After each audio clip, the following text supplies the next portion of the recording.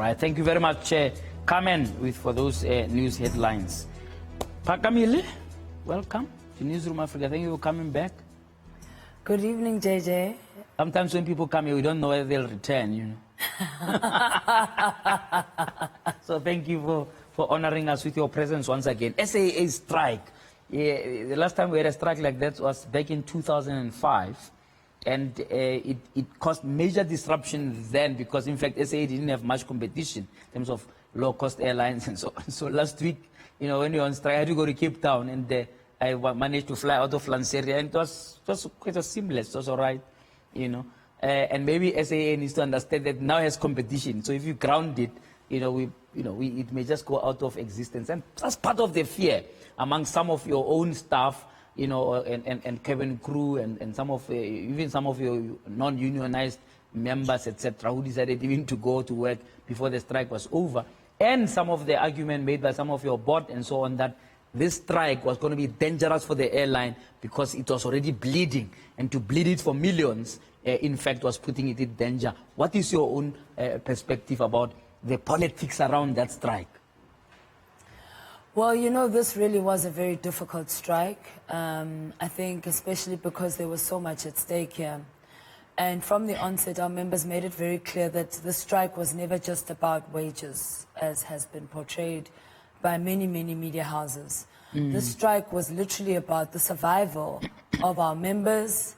It was about the sustainability, the long-term sustainability of the airline. And it was about once and for all rooting out corruption, which is actually the real cause of SAA's woes. We had to embark on a national shutdown in order to achieve those goals. You will know, JJ, how many times I've done interviews with you talking about South African Airways, and in particular how the board and the executive management are deliberately stealing money from the airline in order to collapse it. The efforts that we've had to go to as unions just to force them to do the right thing, you know, just good governance. That's all we're asking for. And I mean, and you'll remember that 2015, we were same situation. 1,000 workers were retrenched. Workers were told, hey, you know, we need to cut back in order to save the airline. So what effectively happened in that week of the 11th of November was that we'd met on the issue of wages, and of course we realized that we were still deadlocked. SAA was still offering 0%. In response to our demand, they then issue Section 189. Now, I mean, if that was just a provocation. So that's more intimidation than anything else. Yes, and our members got fed up because they said, you know, your financial problems are as a direct result of mismanagement and corruption. There's specific things that you were supposed to do way back in 2015 that you failed to do. And now workers again must be the ones that must, you know, when they talk about hard choices that need to be made, it's workers that always suffer from those hard choices. It's never board members, it's never executive managers, you know.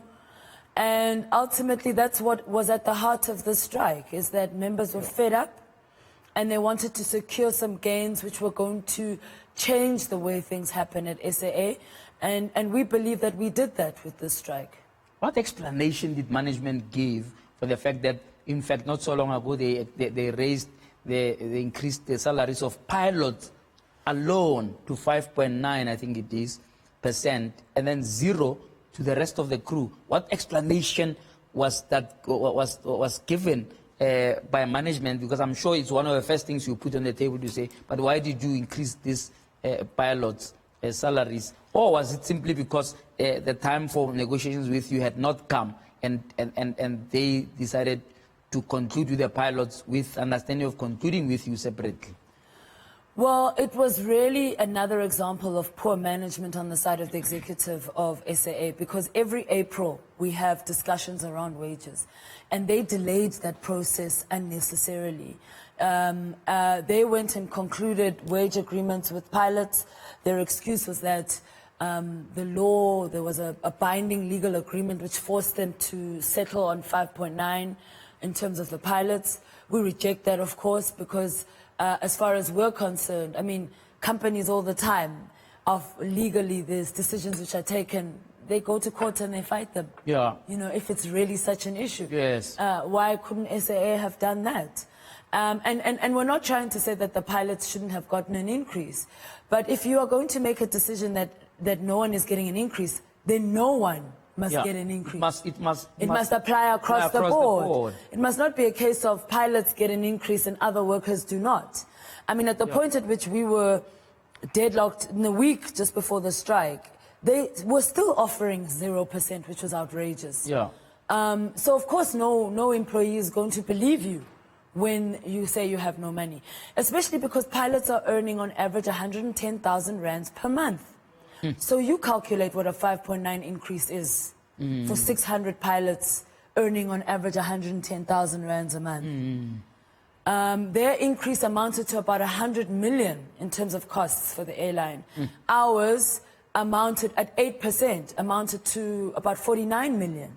Sure. For 3,000 workers. Yeah. So what the management of SAA was saying was that they were choosing pilots over the rank and file of all workers. Yeah. Another provocation, of course. And these are all reasons why our members were so aggrieved and took the decision It sounds like mismanagement, but of course at the helm of it is the board. Tell me more about the board. Board has rejected your accusations about corruption and so on. Have you reported these anywhere, whether be it to the shareholder or even to the police? Because it sounds like it was just, you know, in the midst of just lambasting everybody, just say, yeah, these people are corrupt, etc. We understand the corruption under Dudu Mieni's tenure, because that's serving in front of the, you know, the State Capture Commission. That's been ventilated there, and in fact, it's also being ventilated in court. But of the current board, really, are they continuing the tradition? State capture continues at South African Airways, even as I speak to you joking. now, JJ. The culture of corruption and looting has not changed. And this is precisely why the airline finds itself in this crisis. As far as we're concerned, their failure to produce financial statements for 2 years is because they want to hide the extent of the corruption, because we already know that they're broke. I mean, I think that's common knowledge. They should have had no fears about producing their financials. In our view, they did it because they know that a lot of the looting is taking place in those financials. You have an acting board chairperson in the form of Thandeka Mkotuso who is corrupt. There is But tell me more. I'm telling you more, JJ. There's a report, an internal audit opinion in relation to a tender for a company called 21st Century Consulting. Now, in that internal audit opinion, it highlights all kinds of irregularities in terms of the role she performed in relation to that tender, where, for example, the Tender Adjudication Committee, for example, was almost rendered useless in this process, you know. So, and yet she continues her work as an acting board chairperson with no consequences for the actions. And that is, unfortunately, the culture at South African Airways. There's a lack of consequence management in spite of rampant corruption. We have taken the board and SAA management to court. Between 2017 and 2018, we approached the High Court on 2 occasions to force them to implement the findings of the various forensic investigations. They actually fought us. All right, so in summary, the current board is corrupt. Absolutely. That's it, and you want them gone. Gone. All right, after the break, we take some more. One of your board members, I think it's Martin Kingston, threatened liquidation, says that this place must just go up in flames. I want to understand from your point of view how you take that's very serious.